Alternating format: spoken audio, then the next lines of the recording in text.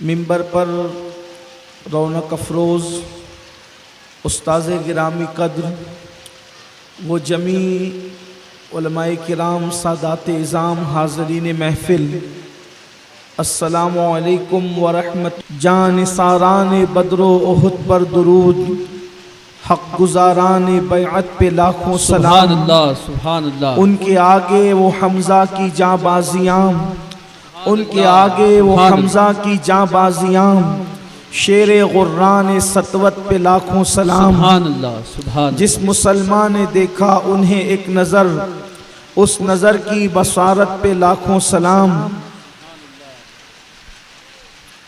آج کی یہ محفل اسلام کے اولین شہداء، دوسری عظیم اسلام کی خاطر ہونے والی جنگ، جس نے اسلام کی ترقی کے لیے بنیادیں فراہم کی ہے، یعنی غزوہ احد۔ عام طور پر ہماری نئی نسل بہت سارے بزرگوں سے واقف ہے اور انہیں واقف بھی ہونا چاہیے۔ بہت سارے بزرگوں کی کرامتوں سے بھی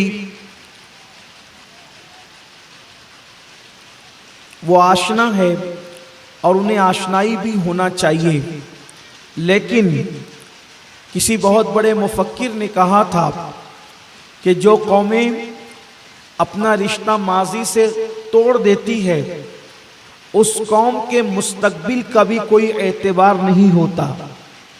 جب تک کہ ماضی سے ہماری کڑیاں جڑی ہوئی ہے اس وقت تک ہمارے مستقبل کے یعنی آنے والے ایام کے تابناک ہونے کے لیے ہمیں بہت ساری امیدیں وابستہ ہیں اور رہنی بھی چاہیے، لیکن اگر ماضی سے رابطہ ٹوٹ جائے تو پھر آنے والے ایام اور آنے والا مستقبل بہت خوبصورت اور تابناک نہیں ہو سکتا۔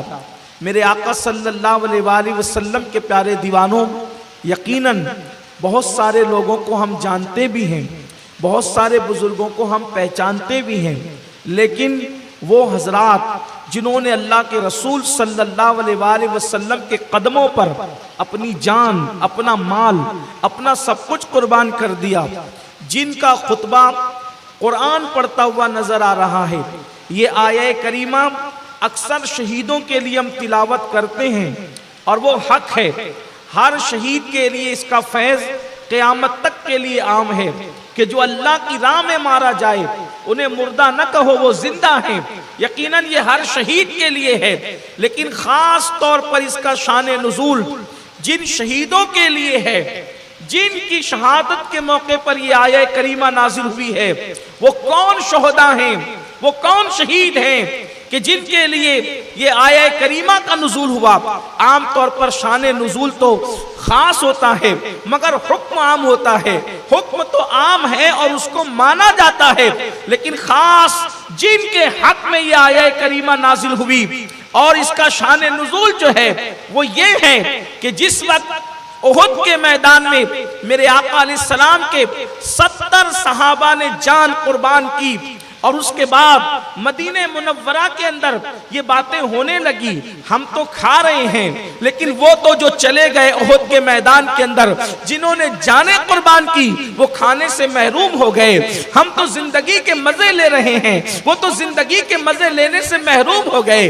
ہم تو لباس پہن رہے ہیں، وہ تو لباس کی لذتوں سے محروم ہو گئے۔ جب اس طریقے کی باتیں ہوئی تو قرآن میں آیت آ گئی، وَلَا تَقُولُوا لِمَنْ يُقْتَلُ فِي سَبِيلِ اللَّهِ أَمْوَاتٌ، جو اللہ کی راہ میں مارے جائیں انہیں مردہ نہ کہو، وہ زندہ ہیں اور تمہیں شعور نہیں ہے۔ اور ایک مقام پر فرمایا ان کو مردہ گمان بھی مت کرو، اس لیے کہ وہ اللہ کے یہاں رزق دیے جاتے ہیں۔ میرے پیارے آقا صلی اللہ علیہ وآلہ وسلم کے پیارے دیوانوں، نئی نسل کو یہی پتا ہے کہ معاذ اللہ چاند کے 2 ٹکڑے ہو گئے اور پوری دنیا میں اسلام پھیل گیا۔ یقیناً چاند کے 2 ٹکڑے ہونا حق حق ہے اور چاند کے 2 ٹکڑے ہونے والا معجزہ بالکل سچا ہے، لیکن میرے آقا صلی اللہ علیہ وآلہ وسلم کے دیوانوں، اے مصطفیٰ جان رحمت سے محبت کا نعرہ لگانے والوں، آقا کریم کے نام پر جان قربان کرنے کی بات کرنے والوں، صرف چاند کے 2 ٹکڑوں سے اسلام، چاند کے 2 ٹکڑے ہونے کی بنیاد پر صرف اسلام نہیں پھیلا، بلکہ اللہ اکبر، احد کے میدان میں مصطفیٰ جان رحمت نے اور اصحاب رسول نے، اہل بیت رسول نے جو قربانی دی ہے، آئیے ذرا اس قربانی کی طرف چلتے ہیں۔ اللہ اکبر۔ دراصل احد کی جنگ، یہ بدر کی جنگ کا بدلہ لینے کے لیے مکۃ المکرمہ کے جو مشرکین تھے اور منکرین اسلام تھے، انہوں نے مکۃ المکرمہ سے مدینہ منورہ پر چڑھائی کی۔ ہوا یہ تھا کہ بدر میں 70 منکرین اسلام اور مشرکین مارے گئے تھے۔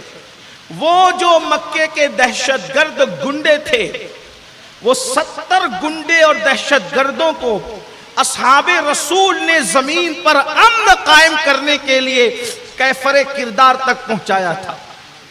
70 منکرین اسلام اور مشرکین اور زمین پر دہشت پھیلانے والے وہ گنڈے جو لوگوں کا مال لے کر کھا جاتے تھے، جو اپنی ماؤں کے ساتھ زنا کو پرموٹ کرتے تھے، وہ لوگ جنہوں نے اللہ کے گھر پر، وہ پاکیزہ اور پوتر گھر پر انہوں نے ناپاکیاں رکھنے کی کوشش کی تھی اور انہوں نے رکھا بھی تھا، وہ لوگ جو اللہ رب العزت کے پاکیزہ اور پاک گھر کے اندر ننگے ہو کر کعبے کا طواف کرتے تھے اور اس کو پرموٹ کرتے تھے، اور جو اپنی بیٹیوں کو اپنے ہاتھوں سے زندہ دفن کرتے تھے اور بیٹیوں کا گھور اپمان کر کے ان کو زندہ دفن کرنے کا لوگوں کو پیغام دیتے تھے، میسج دیتے تھے، ایسے لوگوں کے وجود سے زمین کو، دھرتی کو پاک اور پوتر کرنا ضروری تھا۔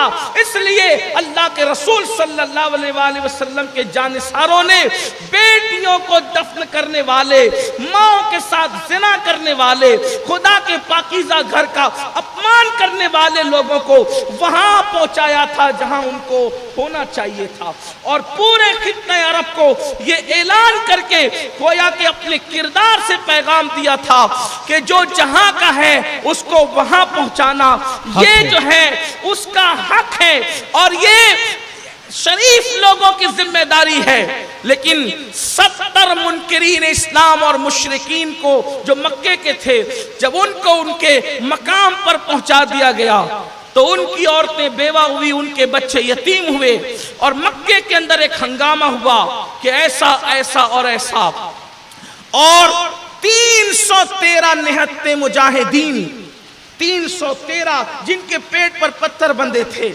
جن کے وجود پر پورا لباس بھی نہیں تھا، جن کے ہاتھوں میں تلواریں بھی نہیں تھی، انہوں نے تلواروں کا مقابلہ لکڑیوں سے کیا تھا، ان کی طاقت کا دبدبہ پورے خطہ عرب پر ہو گیا کہ 313 نے 1000 کو دھول چٹا دی۔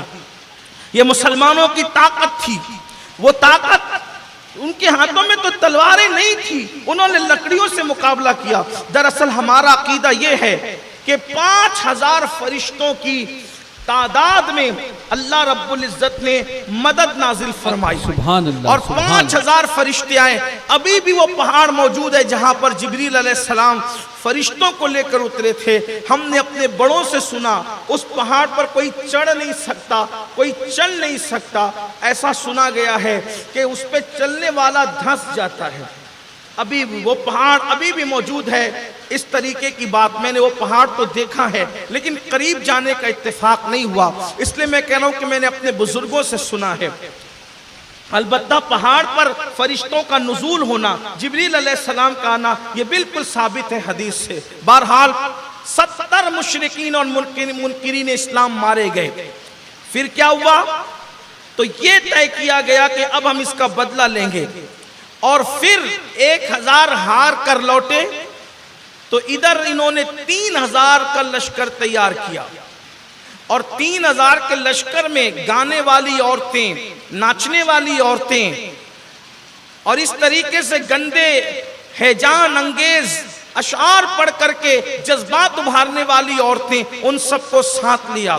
اور ناشتے گاتے وہ نکلے مکۃ المکرمہ سے مدینہ منورہ پر حملہ کرنے کے لیے۔ اللہ کے رسول علیہ السلام کو یہ اطلاع حضرت سیدنا عباس ابن عبد المطلب جو حضور علیہ السلام کے چچا تھے اور وہ اسلام قبول کر چکے تھے، انہوں نے خط لکھ کے بتا دیا کہ یا رسول اللہ یہ مکے کے گنڈے پھر سے جو ہے وہ آپ کو ستانے کے لیے آ رہے ہیں۔ اللہ کے رسول علیہ الصلوۃ والتسلیم نے صحابہ سے فرمایا اپنے گھروں میں رہو اور اپنے بستی میں رہ کر ان کا مقابلہ کرو۔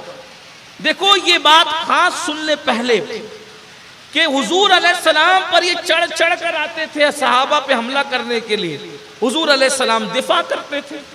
چونٹی کے بل پر اگر کوئی پیر رکھے تو چونٹی کو بھی اتنا حق دیا گیا ہے کہ وہ اپنے گھونسلے کی حفاظت کرے۔ بے شک سبحان اگر چونٹی کے جو وہ اس کے مقام پر، اس کے رہنے کی جگہ پر، اس کے بل پر کوئی پیر رکھے اور چونٹی اس کو کاٹ کر اوقات یاد دلائے تو چونٹی کو دہشت گرد نہیں کہا جائے گا، بلکہ یہ کہا جائے گا کہ یہ چونٹی اپنے بل کا دفاع کر رہی ہے۔ جب چونٹی کو بل کے دفاع کا حق ہے، جب چڑیا کو گھونسلے کے دفاع کا حق ہے، تو یہ مکے کے جو منکرین اسلام تھے وہ چڑھ چڑھ کر مدینہ منورہ پر جاتے تھے اور اللہ کے رسول علیہ السلام فرما رہے گھر میں رہ کر کے دفاع کرو۔ یہ فیصلہ ہوا، لیکن جو نوجوان صحابہ تھے جو بدر میں شریک نہیں ہو سکے تھے، انہوں نے عرض کیا یا رسول اللہ آپ فرما رہے ہیں کہ ہم لوگ جو ہے وہ گھروں میں رہ کر گھروں پہ چڑھ کر کے دفاع کریں تو وہ تو ہمیں بزدل کہیں گے اور پھر ہم لوگوں کو جب وہ بدر میں موقع نہیں ملا تو آپ ایک کام کریں کہ میدان میں نکل کر کے لڑیں تاکہ ان کو ان کی اوقات یاد دلائی جا سکے، جو اپنی طاقت پر، اپنی قوت پر، اپنی عسکری پر اور اپنی ہتھیاروں پر ناز کر رہے ہیں، تاکہ لوگوں کو پتہ چل جائے ہتھیار کی طاقت اصل نہیں ہے بلکہ اصل طاقت اللہ کی طاقت ہے۔ خدا جس کے ساتھ ہوتا ہے، خدا کی مدد جس کے ساتھ ہوتی ہے، اللہ فتح و نصرت اس کو عطا فرماتا ہے۔ نوجوان صحابہ کرام نے جب یہ بات کہی، حضور علیہ السلام کی عادت تھی، حضور جوانوں کا دل رکھتے تھے، لوگوں کا دل رکھتے تھے۔ نوجوان صحابہ کی عرضی پر اور اسی مشورے میں حضرت امیر حمزہ بھی شامل تھے، اگرچہ وہ نوعمر نہ تھے لیکن ان کے اندر بڑا جذبہ تھا۔ حضرت حمزہ رضی اللہ تبارک و تعالیٰ عنہ، اور حمزہ وہ ہیں رسول اللہ کے چچا بھی ہیں اور رسول اللہ کے بھائی بھی ہیں۔ یہ خاص دو نسبتیں ان کو حاصل ہے، چچا بھی ہیں اور بھائی بھی ہیں۔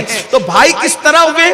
جس صعیبہ کا دودھ اللہ کے رسول علیہ السلام نے پیا تھا، حضرت امیر حمزہ نے اسی صعیبہ کا دودھ جو ہے میرے آقا سے پہلے نوش کیا تھا۔ اس طرح سے دونوں رضائی بھائی ہوتے ہیں، یہ نسبت تھی، بڑی محبت تھی چچا بھتیجوں میں۔ حضرت امیر حمزہ نے کہا یا رسول اللہ میں اس کی تائید کرتا ہوں، آقا نے قبول فرمایا۔ اور پھر یہ ہوا کہ ہم گھروں میں رہ کر جو ہے چھتوں پر رہ کر لڑنے کی بجائے ہم لوگ میدان میں نکل کر لڑیں گے، اور میدان کون سا ہوگا؟ وہ احد کا میدان ہوگا۔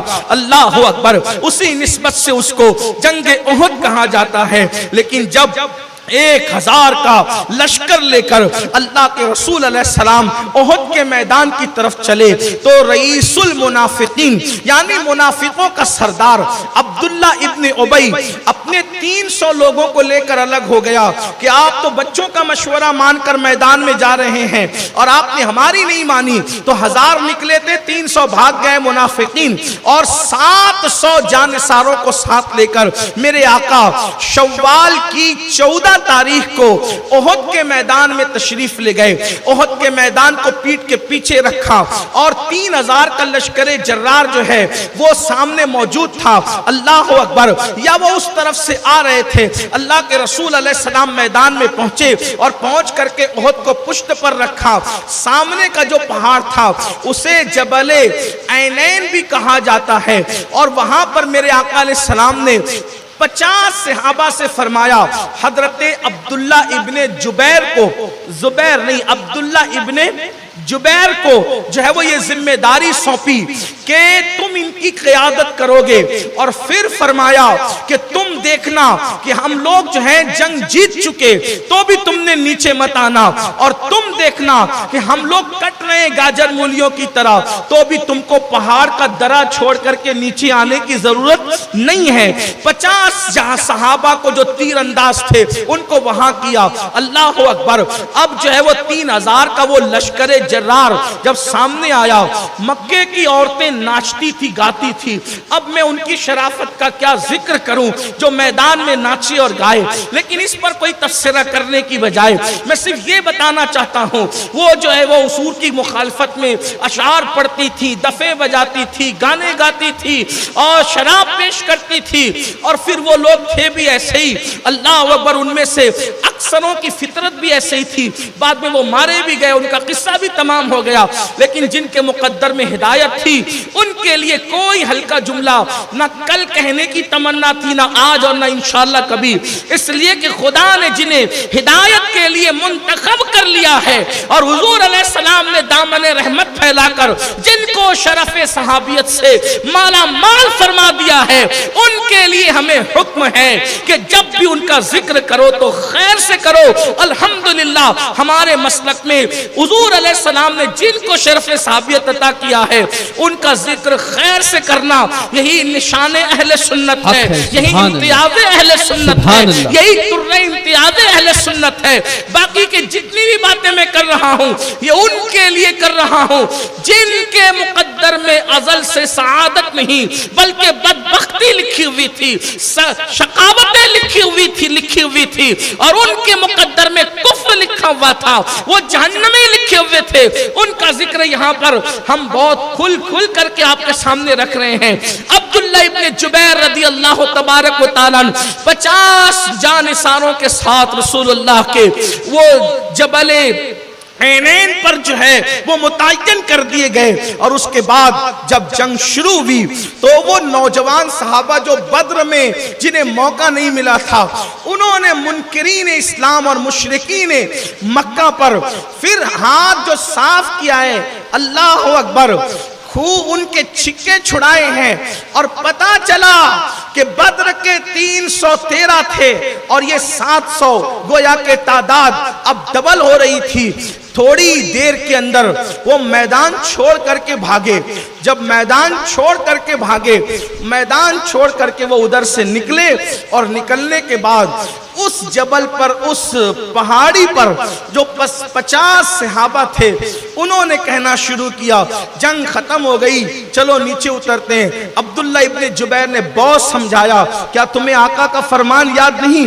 मैं अपने जवानों की इस जुमले पर, इस बात पर खास तवज्जो चाहता हूँ। अब्दुल्लाह इब्ने जुबैर ने कहा, क्या तुम्हें आका का फरमान याद नहीं? आका अलैहिस्सलाम ने फरमाया था, जब तक मैं न कहूँ उस वक्त तक तुम लोग नीचे न आना। उन्होंने कहा, दरअसल देखो वो नाफरमानी नहीं कर रहे थे। फिर कह रहा हूं तवज्जो करना, दूसरों में और अहले सुन्नत में फर्क यही है कि वो सहाबा को खाती और खुदा जाने क्या क्या कहते हैं, लेकिन वल्लाह जो मेरे रसूल अलैहिस्सलातु व तस्लीम के असहाब हैं और वो माहो नुजूम है, बल्कि नुजूम है उस माहे तमाम के, माहे नबूवत के जो नुजूम हैं, उनके लिए हम ऐसे हल्के अल्फाज न कहते हैं, न कहने के रवादार हैं, और न हमारा मसलक इसकी इजाजत देता है। हमारे मसलक के इमाम ने तो यूं कहा है, अल्लाह अकबर, अस्हाब नुजूमे रहनुमा है, कश्ती है आले मुस्तफाई। जिस मुसलमान ने देखा उन्हें एक नजर, उस नजर की बसारत पे लाखों सलाम, और जान सारा ने बदरो उहुद पर दुरूद, हक गुजारा ने बैअत पे लाखों सलाम। अल्लाह अकबर। मेरे आका सल्लल्लाहु अलैहि वसल्लम के दीवानों, हजरत अब्दुल्लाह बिन जुबैर कहते हैं, आका का फरमान भूल गए, सरकार का फरमान भूल गए। आका ने फरमाया था, जब तक मैं न कहूं उस वक्त तक कोई कोई नीचे ना आना। लेकिन वो कहते थे अब्दुल्ला, हुजूर ने जंग के दरमियान कहा था जंग खत्म हो चुकी है। हुजूर का फरमान जंग खत्म होने के बाद नहीं था। जंग खत्म होने के बाद खड़े होने का मकसद क्या है? जंग खत्म होने के बाद यहाँ रुकने का मकसद क्या है? मिसाल के तौर पर एक बात आपको बताएं कि अगर किसी को यह कहा जाए कि जलसे तक में यहीं बैठना है, अब जलसा हो गया खत्म तो आप फिर यहीं बैठे रहेंगे। अब जलसा खत्म होने के बाद ये कहना पड़ेगा कि घर जाओ। किसी जलसे में कहा जाता है जाओ जाओ अपने अपने घर जाओ, बुलाया जाता है, जलसा खत्म होगा, लोग खुद ब खुद चले जाएंगे। बस बिल्कुल ऐसा ही हुआ। क्या हुआ? उन्होंने समझा जंग खत्म नहीं हुई थी, उन्होंने समझा जंग खत्म हो गई। अल्लाह अकबर। वो नीचे उतर रहे थे, अब्दुल्ला इब्ने जुबैर उनकी मिन्नतें कर रहे थे, न उतरो, हुजूर ने मना किया, न उतरो, हुजूर ने मना किया। वो उतर गए, 40 उतर गए, सिर्फ 10 बचे।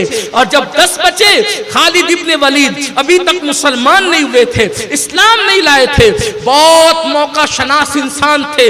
जैसे ही मौका देखा उधर पीछे से हमला कर दिया।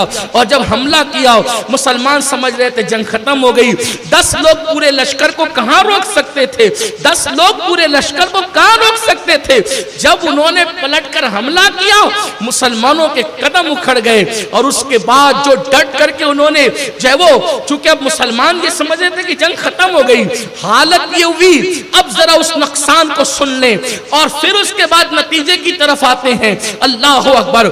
जब वो पलटे हैं तो एक बदबख्त ने अल्लाह के रसूल अलैहिस्सलाम को ऐसा पत्थर मारा कि हुजूर अलैहिस्सलाम के 4 दंदान शहीद हो गए।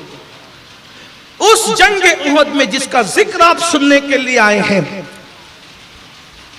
4 दंदान मुबारक हुजूर अलैहिस्सलाम के शहीद हो गए।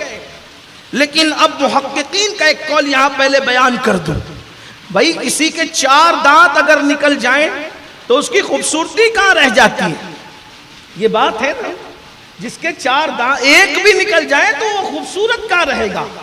और जिसका कलेमा हम पढ़ते हैं, ना आसमानों की बुलंदियों पे कोई इतना खूबसूरत है खुदा की मखलूक में, न जमीन की पस्तियों में कोई इतना खूबसूरत है खुदा की मखलूक में। वल्लाह अल्लाह रब्बुल इज्जत ने सारा हुस्न जिस एक जात में जमा किया है उसी को मुहम्मदुर रसूलुल्लाह कहते हैं। आफा कहा गर्दीदाम मेहरे बुता वर्जीदाम बिस्यार खूबा दीदाम, लेकिन चीजें दी गई कर निगारे सर्वकद्दे लाला रुखसारे, परी पैकर निगारे सर्वकद्दे लाला रुखसारे, सरापा आफते दिलबूर सुभान अल्लाह सुभान अल्लाह सल्लल्लाहु अकबर। सरताब कदम है तने सुल्तान ज़मन फूल, लब फूल दहन फूल, सुभान अल्लाह फूल बदन सुभान अल्लाह। जो मिल जाए मेरे गुल का पसीना, मांगे न कभी इत्र न फिर चाहे दुल्हन फूल। दिल अपना भी शैदाई है उस नाखुने पाका, इतना भी महे नौ पे नाए चरखे कौन फूल। दंदान लबो सुल्फुरु के शाक फिदाई है दुर्रे अदम नाले ये मुश्किल फूल। वो कमाले हुस्न हुजूर है कि गुमाने नक्श जहां नहीं, यही फूल खार से दूर है, यही शम्मा है कि धुआं नहीं। करूं तेरे नाम पे जाफिदा, न बस एक जा दो जहां फिदा, दो जहां से भी नहीं जी भरा, करूं क्या करोड़ों जहां। सुभान अल्लाह सुभान अल्लाह सुभान अल्लाह। अब बताओ 4 दांत जिसके टूटे वो खूबसूरत कहां रह जाएगा? और खुदा का महबूब वो महबूब है जहां ऐब का तसव्वुर नहीं है, जहां ऐब का तसव्वुर कमाले हुस्ने हुजूर है कि गुमाने नक्श जहां नहीं। यही फूल खार से दूर है, यही शम्मा है कि धुआं, यही वो शम्मा है जहां धुआं नहीं है, यही वो फूल है जहां पर कोई कांटा नहीं है। आइए हमारी महफिल के खुसूसी मेहमान मद्दाह रसूल, आलमी शोहरत याफ्ता सनाखान रसूल, बुलबुल बागे मदीना कारी मोहम्मद रिजवान खान साहब तशरीफ लाने।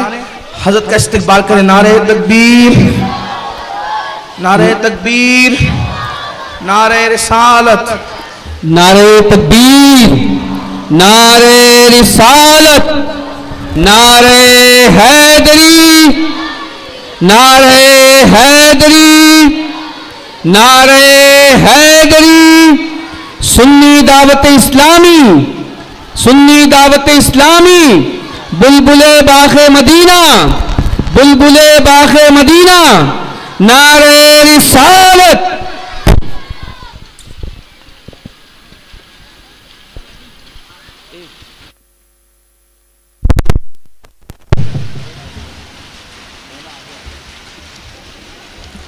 بلند آواز سے سب لوگ درود شریف پڑھ لیں۔ اللہم صلی علی سیدنا و مولانا محمد معدن الجود والکرم والہ الکرام و ابنہ الکریم و امتہ الکریمہ یا اکرم الاکرمین و بارک وسلم۔ صلاۃ و سلام علیک یا رسول اللہ صلی اللہ تعالی علیہ وسلم۔ برادر معظم بلبل باغ مدینہ قاری محمد رضوان خان صاحب تشریف لا چکے ہیں اور آپ مجھے سنتے ہی رہتے ہیں، تو میں ان کے اور آپ کے درمیان حائل نہیں رہنا چاہتا اور نہ میری یہ طبیعت ہے۔ بس چند جملوں میں بات مکمل کرتے ہیں، پھر انشاءاللہ شہدائے احد کی شہادت کسی موقع پہ پڑھی جائے گی اور آپ اس وقت سن لیں گے۔ ابھی آپ صرف بہت نازک سی جو بات اٹھائی گئی تھی اس پہ بات مکمل کی جا رہی ہے۔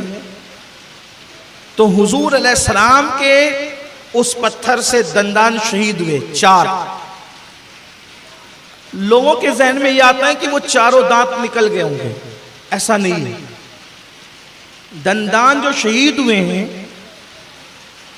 وہ نکلے نہیں تھے۔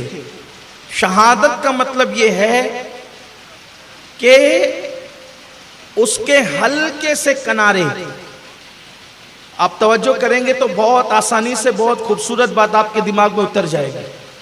اس کے ہلکے سے کنارے جو محققین نے کہا ہے، دانت پورے نکل کر ختم نہیں ہوئے، اس لیے کہ معاذ اللہ اگر ایسا ہوتا تو پھر کچھ اور ہوتا، ایسا نہیں تھا۔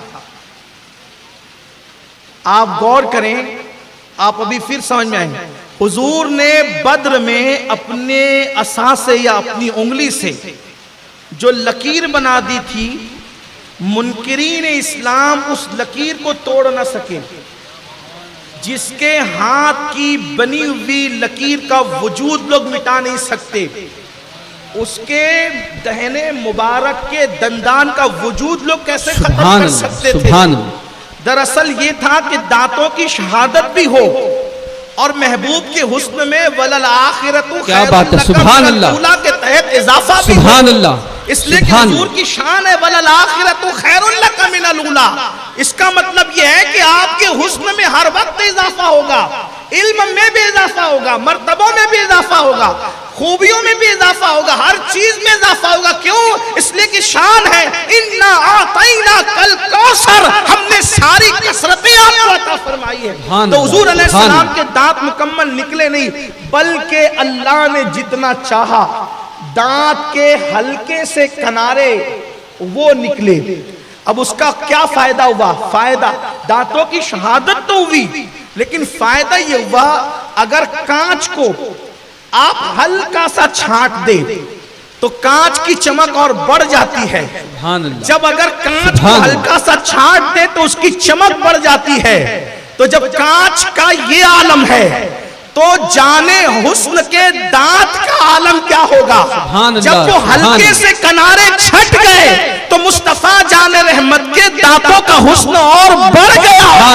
ظالم نے اپنا کام کرنا چاہا، لیکن اللہ اکبر مصور فطرت نے اپنے حسن کی کاراگری کا یوں اظہار فرمایا کہ حضور کے دندان کے انوار اور بڑھ گئے۔ اور کس طرح بڑھ گئے تو میرے امام کہتے ہیں سوزن گمشدہ ملتی ہے تبسم سے تیرے، سوزن گمشدہ ملتی ہے تبسم سے تیرے، شام کو صبح بناتا ہے اجالا تیرا، شام کو صبح بناتا ہے اجالا تیرا۔ تو دندان کی شہادت کا مطلب دانتوں کا مکمل نکل جانا نہیں، بلکہ دندان کی شہادت کا مطلب جو ہے دانتوں کے کنارے جو ہے وہ نکل گئے۔ اللہ اکبر۔ یہ اس طرح سے احد کا معرکہ تھا۔ ایک آخری جملہ، اللہ اکبر، اگر اصحاب رسول نتیجے پر آ جائیں، توجہ ہے آپ کی، اگر اصحاب رسول حضور کہہ دے کہ یہ کرنا، یہیں کھڑے رہنا، 50 لوگوں سے کہا یہاں کھڑے رہنا، 40 لوگ اتر جائیں، وہاں کھڑے نہیں رہے، حالانکہ نہ وہ خطا نہ غلطی کچھ نہیں، ان کے فہم میں گمان میں یہ کہ جنگ ختم ہو گئی، اب کھڑے رہنے کا ٹائم نہیں۔ اس کا مطلب یہ کہہ لیں محتاج جملے میں کہ حضور نے جو کہا 40 صحابہ نے بظاہر اس کی مراد پر عمل نہ کیا۔ حضور نے جو کہا 40 صحابہ نے اس کی مراد پر عمل، یہ نہیں کہ حکم پہ عمل نہیں، کہ نہیں، اس کی جو مراد تھی اس پر عمل نہ کیا، تو کیا ہوا؟ نقصان یہ ہوا کہ 70 صحابہ کی شہادت ہوئی، 70 گھروں کے اندر صف ماتم بچھا، کئی بچے یتیم ہو گئے، کئی خواتین بیوہ ہو گئی، کئی آنکھوں میں آنسو آ گئے۔ اگر حضور کے حکم پر صحابہ کرام مراد تک نہ پہنچے اور اس کو مراد پر عمل نہ کرے، ایک حضور کے فرمان کی مراد پر عمل نہ کرے، تو اتنا بڑا نقصان ہوتا ہے۔ لیکن جب پوری امت کی اکثریت کوئی زنا میں، کوئی شراب میں، کوئی چوری میں، کوئی سود میں، کوئی ڈکیتی میں، کوئی عورتوں پر پاپ کی نظر ڈالنے میں، کوئی جرائم کے اندر مبتلا ہو کر مصطفیٰ جان رحمت کا دل دکھائے، تو اس وقت اس امت کو نقصان کیوں نہیں ہوگا؟ اس امت کے بچے یتیم کیوں نہیں ہوں گے؟ اس امت کی خواتین بیوہ کیوں نہیں ہوگی؟ پتا چلا وہ اصحاب رسول جو فرما بردار تھے، مراد رسول تک نہ پہنچے، تو یہ حال ہوا۔ اور قدرت نے بتا دیا جب میرے محبوب کے فرمان پر عمل کرنے سے رکو گے تمہارا نقصان ہوگا۔ میرے آقا صلی اللہ علیہ وآلہ وسلم کے دیوانوں، اب بتائیں یہ امت نافرمان ہو گئی ہے، وہ تو نافرمان نہ تھے، یہ امت خاطی ہو رہی ہے، وہ خاطی نہ تھے، یہ امت گمراہ ہو رہی ہے، وہ گمراہ نہ تھے، بلکہ وہ تو ہدایت کے ستارے تھے، ہدایت کے تارے تھے۔ اللہ اکبر، وہ مراد رسول پر عمل نہ کر سکے، 40 لوگ، اتنا بڑا نقصان۔ امیر حمزہ جیسا قائد گیا، مصعب ابن عمیر جیسی ہستی گئی، عبداللہ ابن جہل جیسی ہستی گئی، اندازہ فرمائے حضرت شماس جیسی ہستی گئی۔ اللہ اکبر، ایسے ایسے جلیل القدر صحابہ شہید ہوئے۔ میرے آقا صلی اللہ علیہ وسلم کے دیوانوں، آج تو حال یہ ہے، عید کی چھٹیوں میں بھی لوگ معاذ اللہ زنا کے اڈوں پر جائیں، عید کی چھٹیوں میں بھی لوگ گانے اور غزلیں بجائیں، عید کی چھٹیوں میں بھی لوگ رمضان المبارک سے فارغ ہو کر سنیما گھروں کو آباد کریں۔ اب بتاؤ اس امت کو نقصان سے کون بچا سکتا ہے؟ اس لیے یاد رکھنا، اگر اپنا کھویا ہوا وقار چاہتے ہیں تو ہمیں کرنی ہے شہنشاہ بطحاں کی رضا جوئی، وہ اپنے ہو گئے تو رحمت پروردگار اپنی۔ اللہ اکبر، میرے آقا علیہ السلام کے پیارے دیوانوں، انہی جملوں پر میں اپنی گفتگو مکمل کرتا ہوں۔ انشاءاللہ مرکز پر کسی دن احد کے شہیدوں کی شہادت بطور برکت پڑی جائے گی، اس میں آپ کو زحمت دی جائے گی، آپ تشریف لائیں گے۔ دوران گفتگو کوئی غلطی ہو تو اللہ تعالیٰ معاف فرمائے۔